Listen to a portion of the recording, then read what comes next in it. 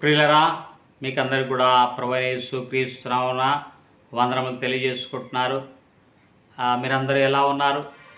మీ కుటుంబము పిల్లలందరూ కూడా క్షేమంగా ఉన్నారని నేను తలంచుచున్నాను. మంచిది. దేవుడు మనలందరినీ కూడా గత రాత్రి ఆయన మంచి నిద్రనిచ్చి మరి యొక్క నూతన దినములో ప్రభు దినమును పునరుద్ధాన దినమును ఆయన మనకు అనుగ్రహించి ఉన్నాడు. ఈ దినమున మనము మన దేవుణ్ణి ఆయనను ఆరాధించి ఆయనను మనము కీర్తించవలసిన వారంగా ఉంటున్నాం. ఆయన మనకిచ్చిన జీవమును బట్టి మనకిచ్చినటువంటి సమస్తమును బట్టి మనము ఆయనకు కృతజ్ఞతాస్తుతులు చెల్లించవలసిన వారంగా ఉంటున్నాం. ప్రార్థన చేసుకుని మనము దేవుని యొక్క వాక్యాన్ని ప్రారంభించుకుందాం. పరిశుద్ధడానికి వందనములు స్తోత్రములు చెల్లించుకుంటున్నాం. ఈ ఉదయకాల సమయంలోని వాక్యమును ధ్యానం చేసుకోవాలనని ప్రభు ఆశపడి వచ్చున్నాము. దేవా, ఆశగల ప్రాణుని నీవు తృప్తిపరిచే దేవుడవు కదా దేవా.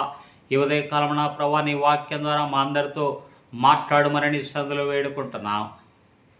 ప్రభువా, నీ యొక్క శక్తితో మమ్మల్ని అందరినీ నింపుమని వేడుకుంటూ, నీ వాక్యము చేత మమ్మలను నింపుమని వేడుకుంటూ యేసు శక్తిగల నామములో ప్రార్థించి అడిగి వేడుకుంటున్నాము తండ్రి. సమయంలో మనము ఒక పల్లవి వాడుకొని మనము దేవుణ్ణి స్తుతిద్దాం ప్రియులారా. ఓ దేవునికే మహిమ, నన్ను లేవనెత్తెను యేసు, తన చెయ్యి చాపి నన్ను రక్షించెను.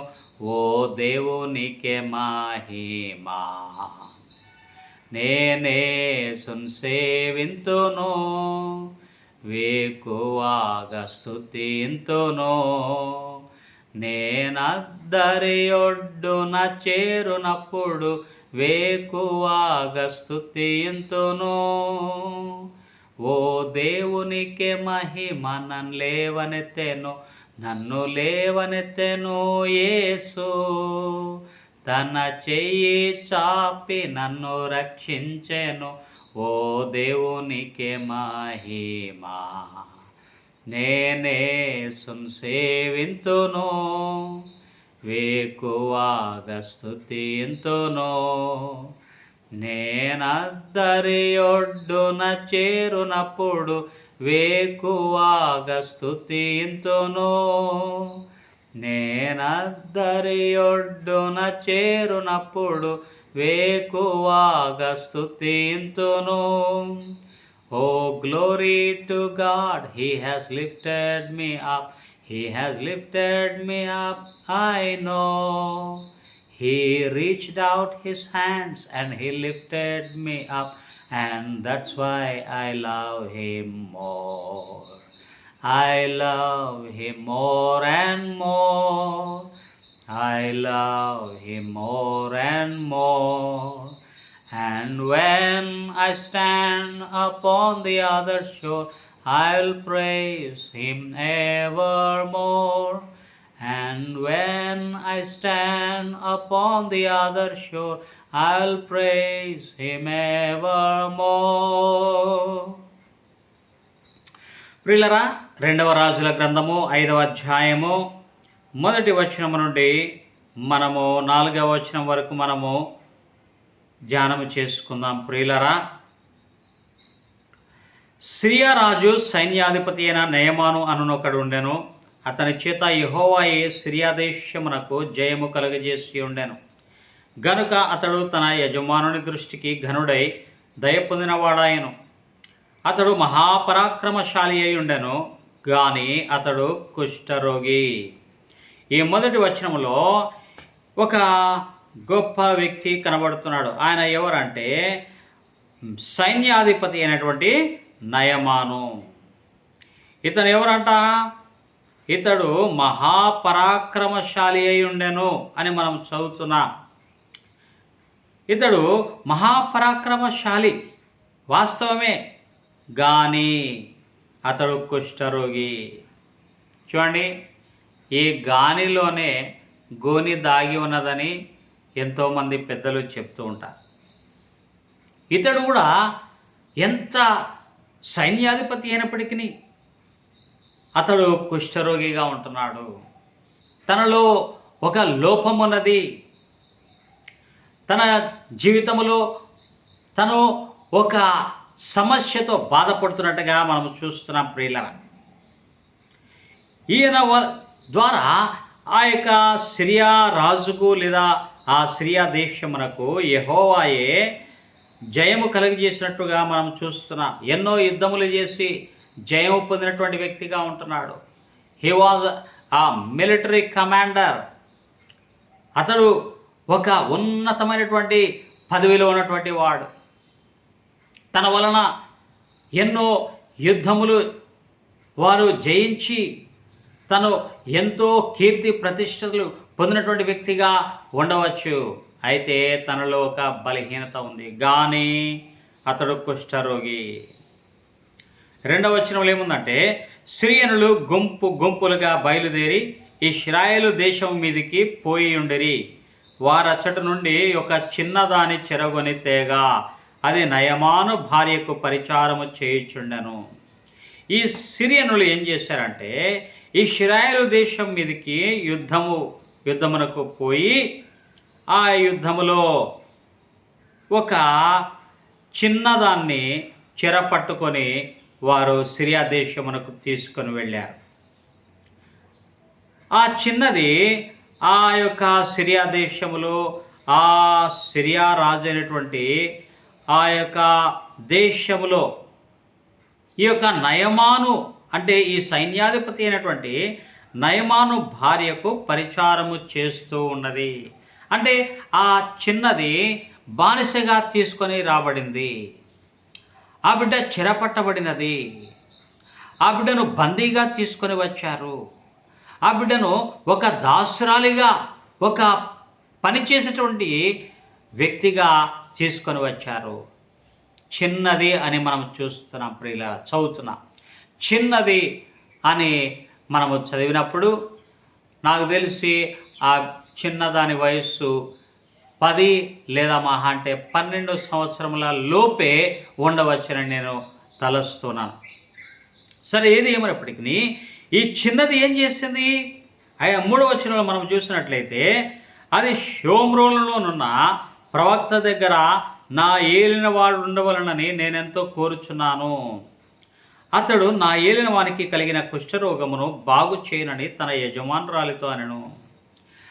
ఈ చిన్నది నయమానును గమనించింది. కుష్ఠరోగముతో బాధపడుతున్నాడు. కుష్ఠరోగముతో అతను కుమిలిపోతున్నాడు. మానసిక రోగముతో అతను బాధపడి అతను ఎంతో దినదినము అతడు దిగజారిపోతున్నట్టుగా ఆ చిన్నది గమనించింది. గమనించి ఏం చేసిందంటే ఒక గొప్ప పనిని ఆ బిడ్డ చేసినట్టుగా మనం చూస్తాం. ఏం చేసింది? ఆ చిన్నది తన యజమానురాలి దగ్గరికి పోయింది. యజమానురాలి దగ్గరికి పోయి ఏమని చెప్తుందంటే, అమ్మ ఇదిగో నా ఏలినవాడు తనకు కలిగినటువంటి కుష్ఠరోగం పోవాలంటే షోమ్రోనున్న ఒక ప్రవక్త దగ్గరకు వెళ్ళవలనని నేను కోరుచున్నాను. షోమ్రోనులోనున్న ప్రవక్త దగ్గర నా ఏలినవాడు ఉండవలనని నేనెంతో కోరుచున్నాను. ఎందుకు షోమ్రోనులో ఉన్న ప్రవక్త దగ్గరికి ఎందుకు వెళ్ళాలని కోరుకుంటున్నా బిడ్డ? అక్కడికి వెళితే ఆ వ్యక్తి తన యొక్క కుష్ఠరోగం నుండి బాగైపోతాడు అని ఆ బిడ్డ తలంచి తన యజమానురాలితో అనెను. ఇక ఆమె ఏం చేస్తుందంటే, యజమానురాలు తన భర్త అయినటువంటి నయమానుతో చెప్పింది, అయ్యా నీవు ఆ షోమ్రోనులకు వెళ్ళినట్లయితే అక్కడ ఒక ప్రవక్త ఉన్నాడంట. ఆ ప్రవక్త నిన్ను స్వస్థపరుస్తాడంట. నీ కుష్ఠరోగం బాగైపోతుందట. కాబట్టి నేను ఆ యొక్క చిన్నది నాకు తెలియజేసింది ఈ యొక్క వార్త.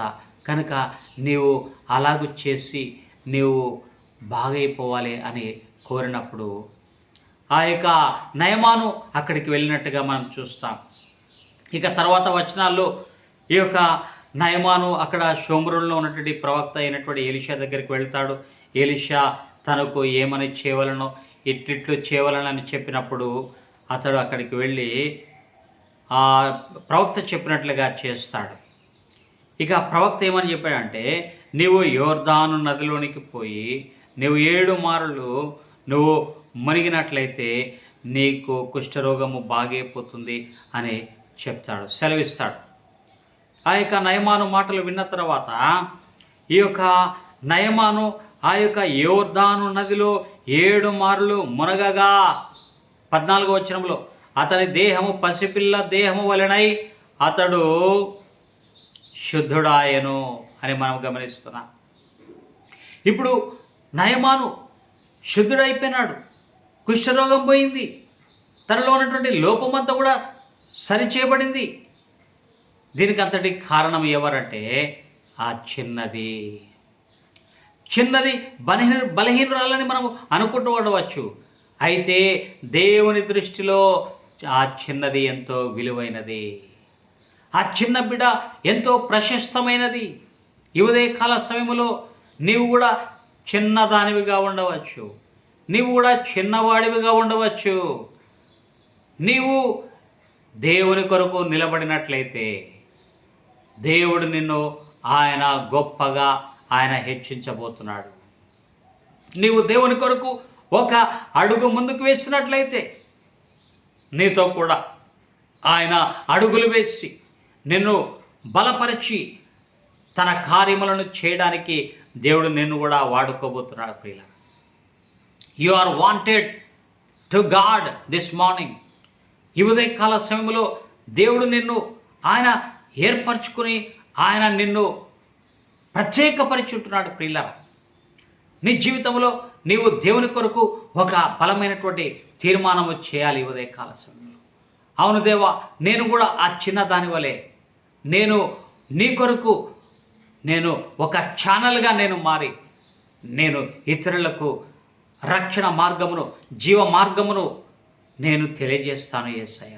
ఇదిగో ఎంతోమంది ఎన్నో బలహీనతలతో ఉంటున్నారు, ఎంతోమంది ఎన్నో సమస్యలతో వారు ఉంటున్నారు, ఎంతోమంది ఎన్నో రోగములతో వారు బాధపడుతున్నారు. కనుక నేను వారికి క్రీస్తు సువార్తను ప్రకటించి వారిని ధైర్యపరిచి వారికి ఉన్నటువంటి ఆ యొక్క బలహీనతలని కూడా వారు జయించినట్లుగా నేను నీ వాక్యాన్ని తెలియజేస్తాను యేసయ్య అని నీవు తీర్మానం చేసుకోవాలి.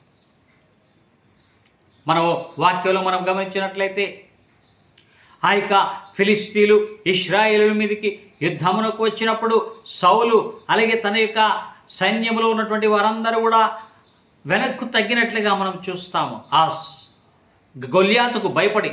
అయితే దావీదు చిన్నవాడైనప్పటికీ ధైర్యముగా దేవుని యందు విశ్వాసం ఉంచి దేవుని మీద ఆధారపడి తాను ఆ యొక్క యుద్ధమును చేయడానికి ఒక్కడే ముందుకు వెళ్ళాడు. ప్రియులారా, David took the initiative to wage war against his enemies. ఎందుకంటే దావీదు దేవుని శక్తిని పొందుకున్నటువంటి వాడిగా ఉంటున్నాడు. ఆ చిన్నది కూడా దేవుని శక్తిని అనుభవించినటువంటి వ్యక్తిగా మనం గమనిస్తూ ఉన్నాం. దేవుడు వారి యొక్క పితరుల జీవితంలో తన కుటుంబంలో దేవుడు ఎన్ని గొప్ప కార్యాలు చేశాడో ఆ చిన్న బిడ్డ చూసి ఉండవచ్చు, ప్రత్యక్షంగా చూసి ఉండవచ్చు. అందుకనే ఆ యజమానురాలతో ఆ విధంగా చెప్పింది.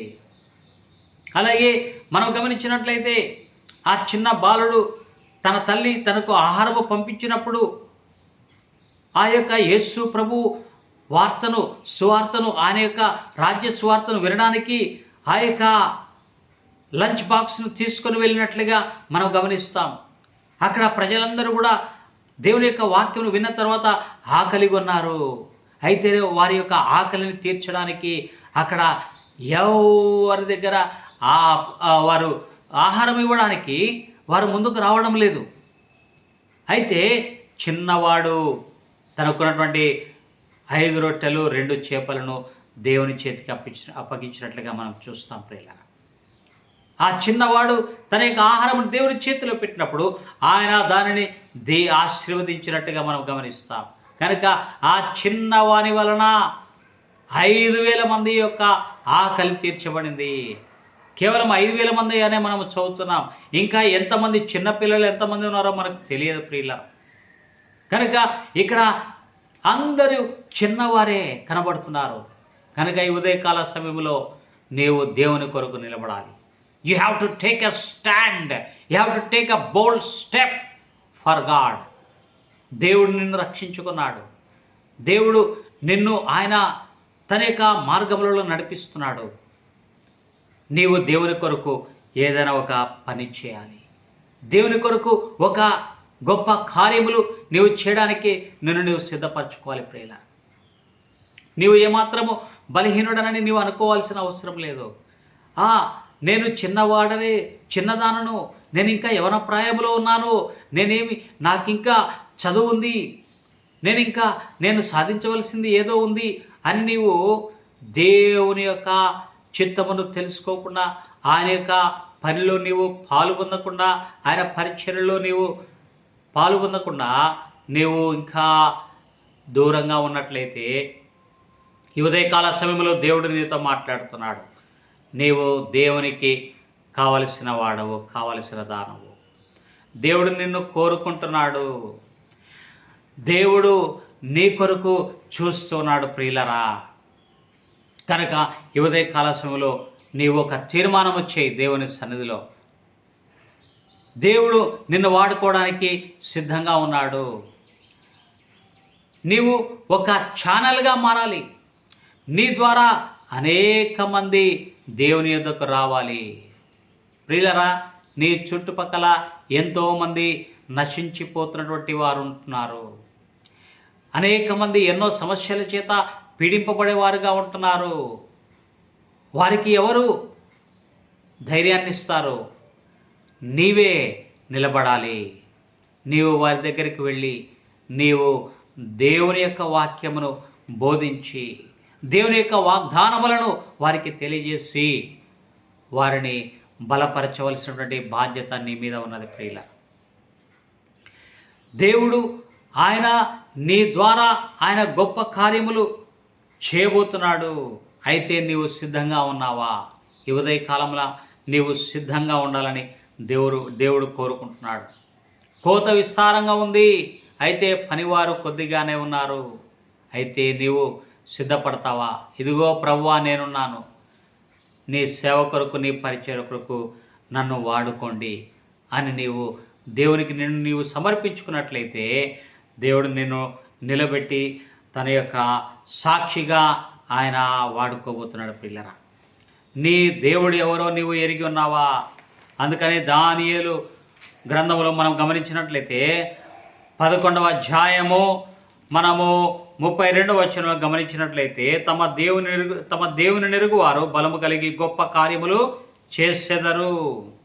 ఈ ఉదయ కాలంలో నీవు నీ దేవుడు ఎవరో నీవు తెలుసుకున్నట్లయితే, నీ దేవుని శక్తిని నీవు పొందుకున్నట్లయితే, ఆయన యొక్క పునరుద్ధాన జీవమును నీవు పొందుకున్నట్లయితే నీవు ఆయన కొరకు బలము కలిగి గొప్ప కార్యములు చేయడానికి నీవు ముందుకు సాగాలి అని దేవుడు వాక్యం సెలవిస్తున్నాడు. ప్రేరణ నిన్ను గురించి నీవు తక్కువగా అంచనా వేసుకోవద్దు. నీవు ఏమైనా నీవు సాధించగలవు. నీవు దేవుని కొరకు ఏమైనా చేయగలవు. ఎప్పుడు? దేవుని ఆశ్రయించినప్పుడు. అలాగే ఫిలిప్పీయులకు రాసిన పత్రిక 4వ అధ్యాయము మనము 4వ అధ్యాయము ఆ యొక్క 13వ వచనంలో గమనించినట్లయితే, నన్ను బలపరచువాని యందే నేను సమస్తమును చేయగలను. I can do everything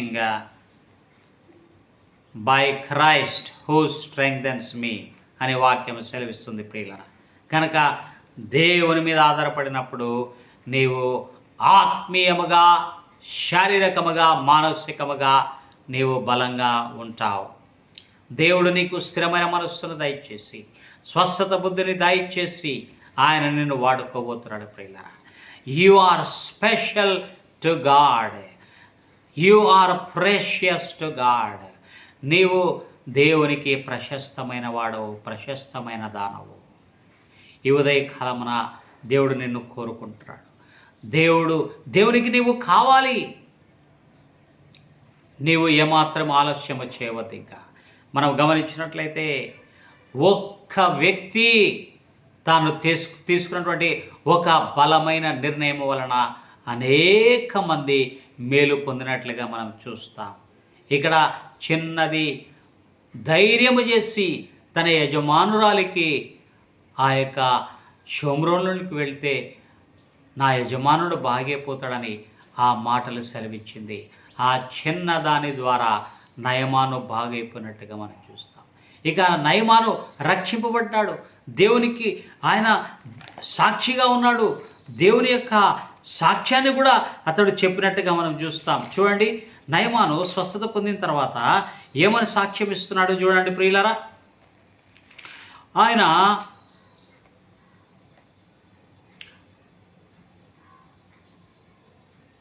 ఇక్కడ 5వ అధ్యాయము 2వ రాజుల గ్రంథము, దేవుడు తన జీవితంలో చేసినటువంటి గొప్ప కార్యములను బట్టి ఆయన దేవుణ్ణి కీర్తిస్తున్నాడు. 15వ వచనములో, అప్పుడు అతడు తన పరివారముతో కూడా దైవజనుని దగ్గరకు తిరిగి వచ్చి అతని ముందర నిలిచి, చిత్తగించుము, ఇశ్రాయేలులోనున్న దేవుడు తప్ప లోకమంతటి యందును మరి ఒక దేవుడు లేడని నేను ఎరుగుదును అని ఇక్కడ సాక్ష్యం ఇస్తున్నాడు. ఆ నయమాను అంత గొప్ప సాక్ష్యం ఇవ్వడానికి కారణం ఎవరు? చిన్నది. ఆ ఫిలిష్తీయుల మీద యుద్ధమును చేసి జయం పొందడానికి కారణం ఎవరు? చిన్న బాలుడైనటువంటి దావీదు. అలాగే 5,000 మంది కంటే ఎక్కువ మంది ఆకలి తీర్చడానికి కారణం ఎవరు? ఆ చిన్నవాడు అని మనం గమనిస్తున్నాం. ప్రియులారా, ఈ ఉదయకాల సమయంలో మనము దేవుని కొరకు నిలబడదాం. దేవుని కొరకు మనం ఏదో ఒకటి చేస్తాం. ఇక్కడ మనము గమనించినట్టయితే ఒక వ్యక్తి ఉన్నాడు. అతను ఎవరంటే, ఒక వ్యక్తిని గురించి మీకు చెప్తా. కొలోనెల్ శాండర్స్. ఇతను ఎవరంటే, తన యొక్క విద్యాభ్యాసమును అతడు మధ్యలోనే ఆపివేసినటువంటి వ్యక్తిగా ఉంటున్నాడు. అతడు ఏమాత్రము ఉన్నతమైనటువంటి చదువులు చదువుకోలేదు ప్రియులారా. అయితే తాను ఏం చేశాడంటే, ఎన్నో కంపెనీలు స్టార్ట్ చేసినాడు. అయితే ఆ కంపెనీలు కూడా అన్నీ ఎత్తిపోయినాయి. ఇక చివరికి ఏం చేశాడంటే, తన బ్రతుకుదేరు కొరకు చిన్నగా ఆ యొక్క చికెన్ ఫ్రై షాప్ పెట్టుకున్నాడు ప్రియులారా. చికెన్ ఫ్రై షాప్ పెట్టుకున్నారు. ఇక చాలామంది అక్కడికి వచ్చి, తన దగ్గరికి వచ్చి ఆ యొక్క చికెన్ ఫ్రై తీసుకొని వారు కొనుక్కొని వారు తిని వారు మంచి రుచిగా ఉందని చెప్పారు. ఇక తర్వాత ఏం చేశాడంటే, ఈ కొలోనెల్ శాండర్స్ అనే వ్యక్తి అతను ఒక ఫాస్ట్ ఫుడ్ సెంటర్ను స్టార్ట్ చేశాడు ప్రియుల. ఆ యొక్క ఫాస్ట్ ఫుడ్ సెంటర్ను ప్రారంభించి అతడు ఎన్నో లాభాలను గడించినట్టుగా మనం చూస్తాం. దాదాపు $2 మిలియన్ల అతడు సంపాదించినట్టుగా మనం చూస్తాం. అతడు ఎవరంటే, ఇప్పుడు మనకందరికీ ఎంతో నోరూరించేటటువంటి ఆ యొక్క చికెన్ ఫ్రైడ్ ఆ యొక్క పీసెస్ మనకి ఎక్కడ దొరుకుతాయండి? KFC అంటాం కదండి. KFC అంటే కెంటక్ ఫ్రైడ్ చికెన్ అనే అర్థం.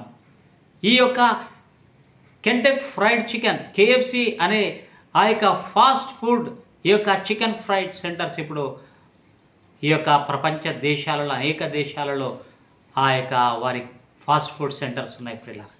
ఇదంతా ఎలాగ సాధ్యమైంది? అతడు ఏమాత్రము బలహీనుడు కాక, ఏమాత్రం వెనుకంజ వేయకుండా, తన జీవితంలో ఆ యొక్క ప్రారంభ దశలో ఓడిపోయినప్పటికీ అతడు విశ్వాసముతో, నమ్మకముతో అతడు ధైర్యముగా ముందుకు సాగిపోయినాడు. ఏమాత్రం నిరాశపడలేదు. అందుకనే ఈ దినమున అతడు ఒక ఉన్నతమైనటువంటి ఒక గొప్ప వ్యక్తిగా మారిపోయినాడు. ఈ ఉదయకాలమున దేవుడు కూడా నిన్ను గొప్ప వ్యక్తిగా మారాలని కోరుకుంటున్నాడు. నీవు గొప్ప వ్యక్తిగా మారాలంటే నీవు దేవునికి సమర్పించుకోవాలి. ఒక్కటే, నీవు దేవుని కొరకు ఏమైనా సాధించాలి అంటే నువ్వు చేయవలసింది ఒకటే, నీకు ఉన్నటువంటి ఆ యొక్క మొబైల్ ఫోన్ను ఎంత తక్కువగా వాడితే అంత మంచిది. అలాగే నీవు స్నేహితులను కూడా ఎక్కువగా నీవు ఆశ్రయించకుండా, ఎక్కువ మంది స్నేహితులతో నీవు సమయం గడిపినట్లయితే నీవు దేవుని కొరకు ఏమీ చేయలేవు. కనుక ఈ దినమున ఈ ఉదయకాలమున దేవుని కొరకు నిన్ను సిద్ధపరచుకో, సమర్పించుకో. అవును యేసయ్య, ఇదిగో ఆ చిన్నది ఏ విధంగా తన యజమానునికి ఉన్నటువంటి కుష్ఠరోగమును బాగు చేయడానికి నీవు వాడుకున్నావో నన్ను కూడా వాడుకోండి దేవా. అయ్యా, నన్ను కూడా నీ యొక్క జీవ మార్గమును ప్రకటించేటటువంటి వ్యక్తిగా, అనేకులకు మేలు చేసేటువంటి వ్యక్తిగా నన్ను మార్చివేయండి యేసయ్య అని నీవు ప్రార్థన చేసుకున్నట్లయితే దేవుడు నిన్ను వాడుకోవడానికి సిద్ధంగా ఉన్నాడు. ఆయన నిన్ను బలపరిచి ఆయన నీ చేయి పట్టి నడిపించడానికి సిద్ధంగా ఉన్నాడు. ప్రార్థన చేసుకున్నాయి మన వాక్యాన్ని ముగించుకుంటాం. మమ్మల్ని మిక్కిలిగా ప్రేమించిన పరలోకపు తండ్రి, నీకే వందనములు, స్తోత్రములు చెల్లించుకుంటున్నాం. ఈ ఉదయకాల సమయంలో ప్రభువా నాయన నీ వాక్యం ధ్యానం చేసుకుంటున్నాం. ఆ యొక్క చిన్నది ఏ విధంగా ప్రభువా నీ కొరకు నిలబడిందో, ప్రభువా ఆ బిడ్డ ద్వారా నయమానుకు ఏ విధంగా కుష్ఠరోగం బాగైపోయిందో ప్రభువా, అలాగే తను ఏ విధంగా నీ కొరకు సాక్ష్యం ఇచ్చాడో ప్రభువా మేము ధ్యానం చేసుకుని ఉంటున్నాం. ఆ విధంగా మా బిడ్డలను సిద్ధపరచండి, మమ్మల్ని కూడా సిద్ధపరచమని సందులో వేడుకుంటున్నాం. ఈ దినము ప్రభు దినము ప్రభువా నాయన, నీ బిడ్డలు ప్రపంచ దేశాలలో అనేక చోట్ల కూడుకొని ప్రభువా ఆరాధిస్తూ ఉండగా నాయన నీవే జ్ఞాపకం చేసుకోండి. ప్రభువా నీ ఆరాధనలకు ప్రభువా ఎవరు కూడా ఆటంకములు కలుగజేయకుండా, అభ్యంతరములు చెప్పకుండా ప్రభువా ఎక్కడ కూడా ప్రభువా నాయన తండ్రి అవాంఛనీయమైన సంఘటనలు జరగకుండా ప్రభువా తండ్రి నాయన అనుకోనటువంటి విషయాలు ఎక్కడ జరగకుండా ప్రభువా నీ కార్యములను ఘనముగా జరిగించుకోమని ప్రార్థన చేసుకుంటున్నాం. నీ బిడ్డలకు ప్రభా జయమును దయచేయండి. మేమందరం కూడా అయా నీ మందిరమునికి వెళ్ళి ఆత్మతోనూ సత్యముతోనూ ఆరాధించి నిన్ను మహింపరిచే బిడ్డలుగా, అయా కుటుంబాలుగా ప్రభా మందిరమునికి వెళ్ళి నిన్ను స్తుతించే బిడ్డలుగా మార్చివేసి మహింపొందమని ప్రభా మా ప్రియుల కుటుంబాలను, వారి బిడ్డలను దీవించండి. వారి కుటుంబాల్లో ఉన్న సమస్యలను తొలగించండి. ప్రభా ఆర్థిక సమృద్ధిని దయచేయండి. ప్రభా ఎవరైనా అస్వస్థగా అనారోగ్యంతో ఉన్నట్లయితే ఎవరైనా స్వస్థపరచమని ఈ ప్రార్థన మనను ప్రభా మా ప్రభువును మా రక్షకుడైన యేసుక్రీస్తు వారి ఉన్నతమైన నామములో ప్రార్థించి స్తుతించి అడిగి పొందుకొని ఉన్నాము తండ్రి, ఆమెన్. మిమ్మల్ని అందరినీ కూడా దేవుడు బహుగా దీవించి ఆశీర్వదించి నడిపించునుగాక. ఆమెన్.